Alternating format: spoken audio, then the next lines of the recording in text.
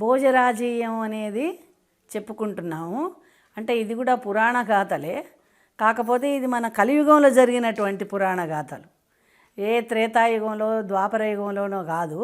భోజరాజు అంటే మన ఇప్పటివాడే.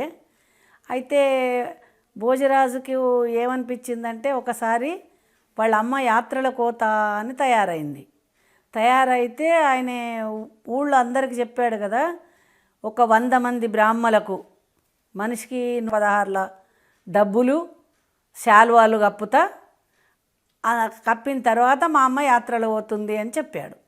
చెప్పే వరకు అందరూ 100 మంది బ్రాహ్మణుల దాకా వచ్చారు. వస్తే ఒక పెద్ద వేదిక మీద ఒక బంగారి కలశం, దాని నిండా బంగారు బిళ్ళలు పెట్టి ఉంచాడు.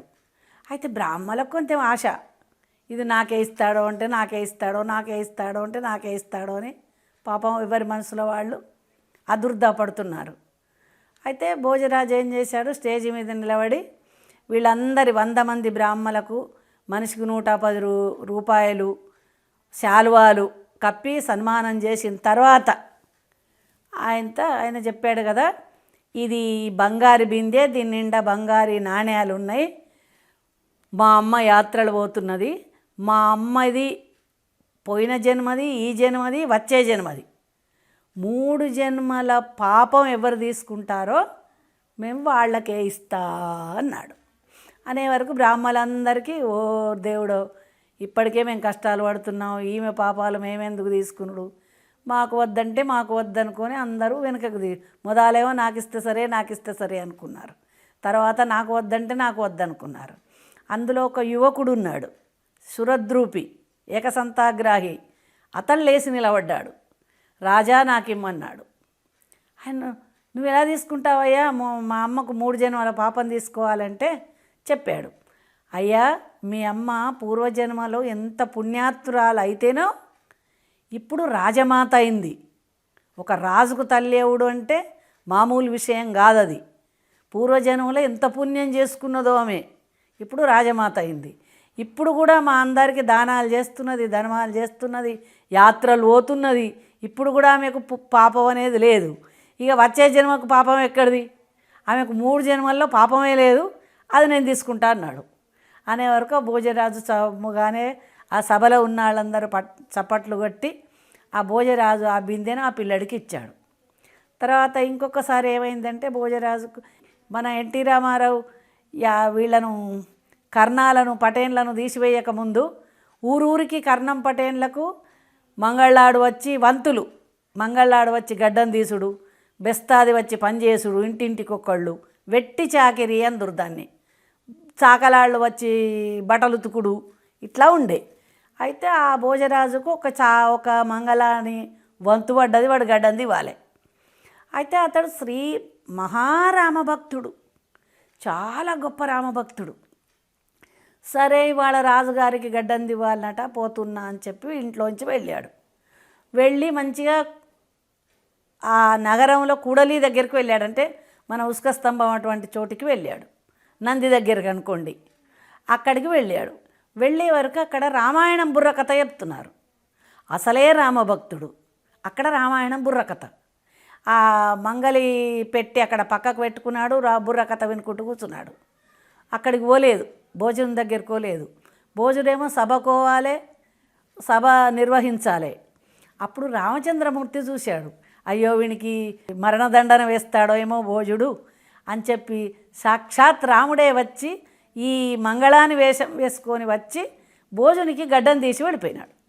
వెళ్ళిపోయినాక ఈ 12-1 గంట వరకు ఈ బుర్రకథ అయిపోయినాక ఈ అసలైన మంగళానికి తెలివి మీదకి వచ్చాడు. తెలివి మీదకి, అయ్యో నేను పొద్దుననంగా రాజుగారికి గడ్డం తీస్తాను వెళ్ళా, నాకు ఇవాళ మరణదండన తప్పదు అని పాపం భయపడుకుంటూ రాజుగారి దగ్గరికి వచ్చి, అప్పుడే రాజు సభ కూడా అయిపోయింది, ఇంటికి పోతున్నాడు. కాళ్ళ మీద పడ్డాడు. అయ్యా నన్ను క్షమించు అన్నాడు. ఎందుకు క్షమించాలి నిన్ను అన్నాడు. అంటే అయ్యా నేను ఇట్లా మా ఇంట్లోంచి వెళ్ళి అక్కడ రామాయణం బుర్రకథ జరుగుతున్నది, అందుకని చెప్పి నీకు గడ్డం దివ్వలేకపోయినా అన్నాడు. అనే వరకు అప్పుడు ఆ భోజరాజుకు అర్థమైపోయింది, వచ్చినాడు మామూలు వాడు కాదు రామచంద్రమూర్తి, అందుకే నేను గడ్డం తీసినంత టైంలో తన్మయం చెందిపోయినా, మామూలు మంగళాడు తీస్తే గంత తన్మయం చెందరు. నేను తన్మయం చెందిపోయినా అని అప్పుడు ఆ మంగళాన్ని మీద భోజునికి దయ వచ్చింది. దయ వచ్చి ఇక నువ్వు ఇక్కడి నుంచి గడ్డాలు తీసుడు చౌరాలు తీసుడు పెట్టుకోకు, నీకు 5 ఊళ్ళు రాసిస్తున్నా, ఈ 5 ఊళ్ళ పటేల్గిరి చేసుకొని కమ్మగానే ఇంట్లో కూర్చుండి బతుకు అన్నాడు. ఇప్పటికి కూడా ఉత్తరప్రదేశ్లో కొన్ని ప్రాంతాల్లో 5-6 ఊర్లకు మంగళాళ్లే గ్రామాధికారులు, ఇప్పటికి కూడా మంగళాళ్లే గ్రామాధికారులు అన్నమాట. అయితే ఇంకోసారి కూడా భోజనికి ఏమనిపించిందంటే భాగవతం దానం చేయాలనిపించింది. ఎవరికి దానం చేయాలి అంటే, ఇప్పుడు ఒక సంసారికి దానం చేస్తా అనుకో, వాడు పొలం పనిలోకి పోతాడో, బిడ్డలగ్గవనే అంటాడో, కొడుకు చదువనే అంటాడో, సంసారంలో మునిగి తేలుతుంటాడు. సంసారం అనేది పాము పడిగే, అందుకే భోగము అన్నారు సంసారాన్ని.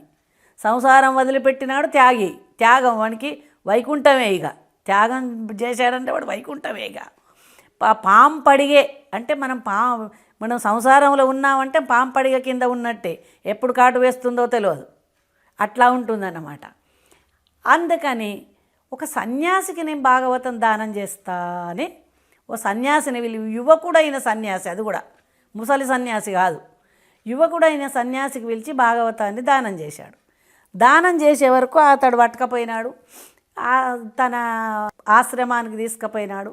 ఆశ్రమంలో పెట్టుకొని పాపం భోజుడు నమ్మకంగా ఇచ్చినందుకు రోజు భాగవతం పారాయణం చేస్తున్నాడు సాధ్యమైనంత వరకు. ఎన్ని స్కందాలు అయితే అన్ని స్కందాలు, 12 స్కందాలు, 18,000 శ్లోకాలు, 386 అధ్యాయాలు అన్నీ చేస్తున్నాడు పాపం. చేస్తూ ఉండంగా ఈ సన్యాసులు ఇంట్లో వండుకోకూడదు, వీళ్ళకు ఇంట్లో పొగ రావద్దు, కట్టెలు పోయి మండవద్దు, బయటకు పోయి భిక్ష తెచ్చుకోవాలి, ఎవరైనా భిక్ష వేయాలి అంతే. ఆ భిక్ష కూడా 3 ఇండ్లే అడుక్కోవాలి. 3 ఇండ్లల్లో భిక్ష లేకుంటే ఆనాడు సన్యాసి నిలారమే ఉండాలి. అందుకని మన ఇంటికి సన్యాసి వచ్చాడంటే తప్పకుండా భిక్ష వేయాలి, లేదనద్దు మనం. ఎందుకంటే ఆ రోజంతా ఆయన నిలారం ఉంటాడు పాపం. నిలారం ఉంటే ఆ పాపం మనకు కొడుతుంది. అయితే ఈయన భిక్ష కడుక్కుంటున్నాడు, భిక్ష తెచ్చుకుంటున్నాడు, తింటున్నాడు. భాగవతాన్ని 18,000 శ్లోకాలు, 386 అధ్యాయాలు, 12 స్కంధాలు చేస్తున్నాడు పాపం. ఆయనకేం పని లేదు, భాగవతం చేసుడే పని. పెట్టుకునే వరకు ఓసారి ఏమైంది, ఆ భాగవతాన్ని కట్టిన పట్టుబట్టలు కడతారు దాన్ని. భాగవతాన్ని ఏ గ్రంథమైనా పట్టుబట్టలు కడతారు. ఆ పట్టుబట్టంతా ఎలుకలు కొరికింది. ఎలుకలు కొరికే వరకు భిక్షకు పోయినప్పుడు ఒక అమ్మని అడిగాడు, అయ్యా మా పర్ణశాలలో ఎలుకలు బాగా ఉన్నాయి, మరి ఏం చేయాలి? భాగవతం ఇవాళ బట్ట కొట్టింది, రేపు భాగవతం పుస్తకం కూడా కొడుతుంది, తప్పదు, మరి ఏం చేయాలి అంటే ఆమె చెప్పింది కదా, ఓ పిల్లిని తెచ్చుకోమన్నది. పిల్లిని తెచ్చుకోమంటే పాపం పిల్లిని తెచ్చుకున్నాడు. పిల్లిని తెచ్చుకుంటే ఆ పిల్లి ఉంటులేదు, ఇంట్లో ఉరుకుతున్నది. మళ్ళా తెల్లారి పోయి ఆ భిక్ష వేసిన అమ్మని అడిగాడు, అమ్మ పిల్లి ఉంటలేదు అంటే దాని పేరే పిల్ల, అది ఎందుకు ఉంటుందయ్యా?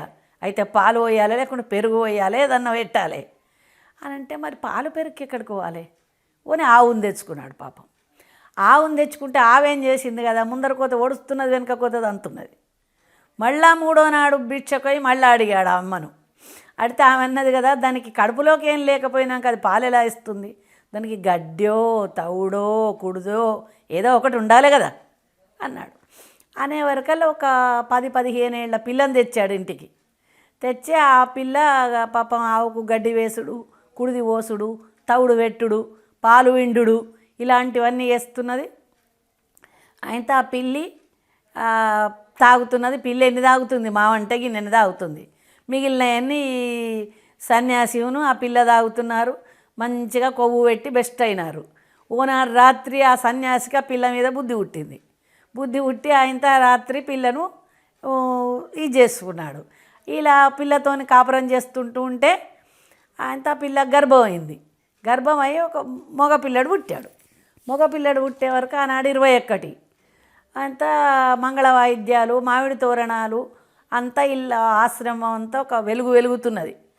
అప్పుడు భోజుడు వేటకని వచ్చి వీళ్ళ ఇక్కడ సన్యాసి ఆశ్రమం ఉండే చూద్దాం అని వచ్చేవరకు, అయ్యా అక్కడ మంగళ వాయిద్యాలు, మామిడి తోరణాలు, ముగ్గులు రకరకాలుగా ఉన్నాయి అంటే అయితే సన్యాసికి ఏముంటుందయ్యా, అయితే యజ్ఞమో యాగమో అయి ఉంటుంది, మనం ఇంత తీర్థ ప్రసాదం తీసుకొని వద్దాంపా అని అన్నాడు. అయ్యే వరకు సేవకులు పోయి తెలుసుకొచ్చి అయ్యా తీర్థప్రసాదం కాదు, యజ్ఞయాగం కాదు, సన్యాసి కొడుకు పుట్టాడు 21 అన్నారు. నామకరణ మహోత్సవం. సన్యాసి కొడుకు పుట్టుడు ఏందయ్యా, సన్యాసి కొడుకు పుడతాడా ఎక్కడన్నా అని భోజుడు అన్నారు.